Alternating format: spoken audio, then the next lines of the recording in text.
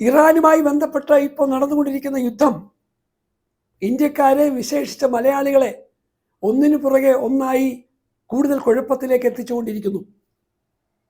നമുക്കറിയാവുന്ന പോലെ നമ്മുടെ രാജ്യത്തിന് ആവശ്യമായ ക്രൂഡ് ഓയിലിൻ്റെ ബഹുഭൂരിപക്ഷവും എത്തുന്നത് സൗദി അറേബ്യ, ഇറാൻ ഉൾപ്പെടുന്ന മേഖലയിൽ നിന്നാണ് നമുക്കറിയാം.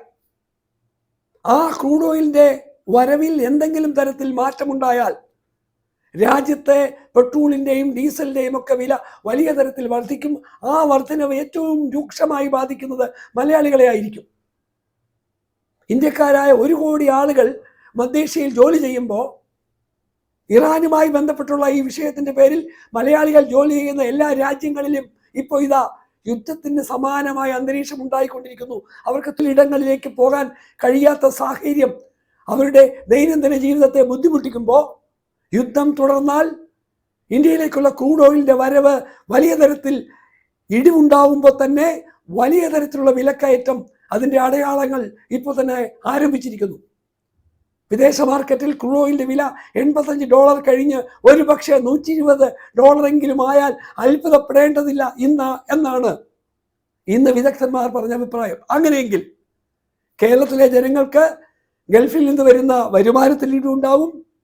ക്രൂഡ് ഓയിലിൻ്റെ വില വർധനവ് കേരളത്തിൽ പെട്രോളിൻ്റെയും ഡീസലിൻ്റെയും വില മറ്റേത് സംസ്ഥാനത്തേക്കാൾ രൂക്ഷമായി ബാധിക്കും.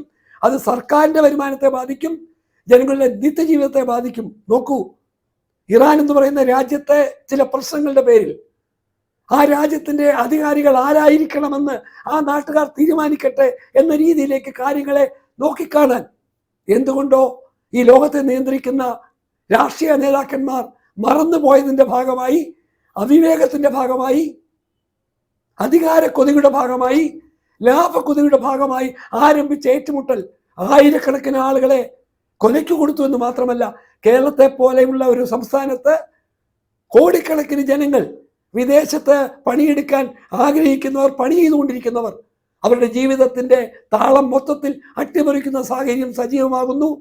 സ്വാഭാവികമായി ഹോർമുസ് കടലിടുക്ക് പൂർണ്ണമായും ഇറാൻ അടയ്ക്കുകയാണെങ്കിൽ അത് രാജ്യത്തിൻ്റെ വിലവർദ്ധനവ് അതിരൂക്ഷമാക്കും. അത് ബാധിക്കുന്നത് സാധാരണ ഇന്ത്യക്കാരെ ആയിരിക്കും. മലയാളികളെ അത് കൂടുതൽ പ്രതിസന്ധിയിലാക്കും എന്ന് നമ്മൾ രാഷ്ട്രീയമായി മറന്നു പോകാതെ ഓർത്തെടുക്കണം.